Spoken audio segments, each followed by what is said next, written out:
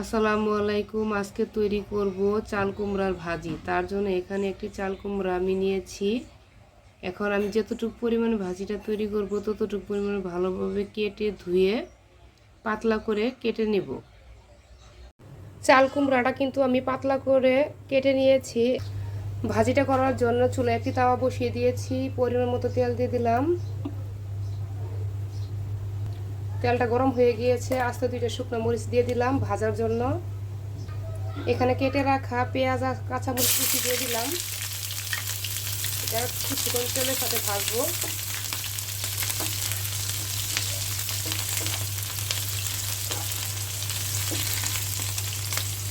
পেঁয়াজটা ভাজা হয়ে গেছে। পুরনে জিরা আর কালো জিরা দিয়ে দিলাম। এখানে 1 চামচ পরিমাণ রসুন, জিরা আর পেঁয়াজ বাটা দিয়ে দিলাম। তেলের সাথে ভাজবো।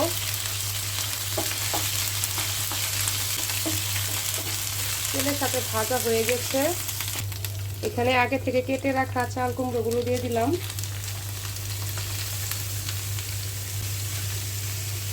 এখানে আমি 1 চামচ পরিমাণ হলুদের গুঁড়া দিয়ে দিলাম। 1/2 চামচ পরিমাণ ধনিয়ার গুঁড়া দিয়ে দিলাম। স্বাদ মতো লবণ দিয়ে দিলাম। এখানে আমি 1 চামচ পরিমাণ দিয়ে দিয়েছি।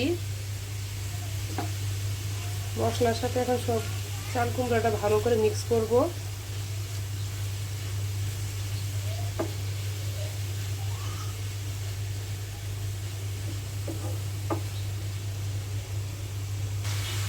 ভাজিটা কিন্তু আমি ঢাকনা দিয়ে ঢাকা ছাড়াই করব। ঢাকনা দিয়ে ঢেকে দিলে অনেক পানি উঠে যাবে আর ভাজিটাও একদম ভালো হবে না। তার জন্য আমি ঢাকনাটা খোলা রেখেই ভাজিটা করব। আর কিছুক্ষণ পর পর একটু নেড়ে দেব। ভাজিটা আবারও আমি একটু নেড়ে নেব। অনেকটাই কিন্তু পানি উঠে গেছে।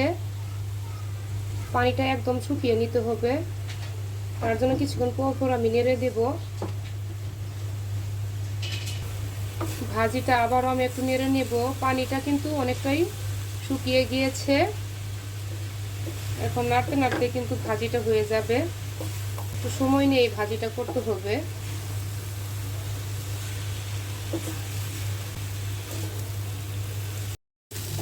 ভাজিটা কিন্তু আমার একদম পারফেক্টভাবে সিদ্ধ হয়ে গিয়েছে আর পানিটাও শুকিয়ে গিয়েছে।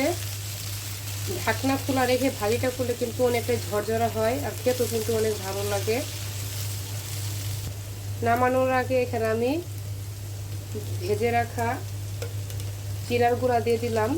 একটু মিক্স করব। ভাজিটা কিন্তু আমার হয়ে গিয়েছে। আর একটু মিক্স করে নিলে কিন্তু হয়ে যাবে।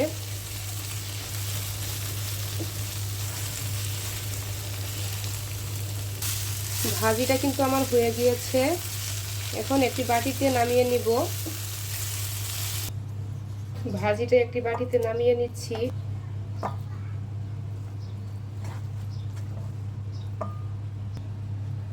হয়ে গেল আমার খুবই মজার চাল কুমড়ার ভাজি। আমি যেভাবে ভাজিটা তৈরি করেছি এভাবে তৈরি করলে কিন্তু ঝরঝরও হবে, খেতেও কিন্তু অনেকটাই মজা হবে। আপনারাও চাইলে এভাবে একদিন তৈরি করতে পারেন। মজাদার চাল কুমড়ার ভাজি।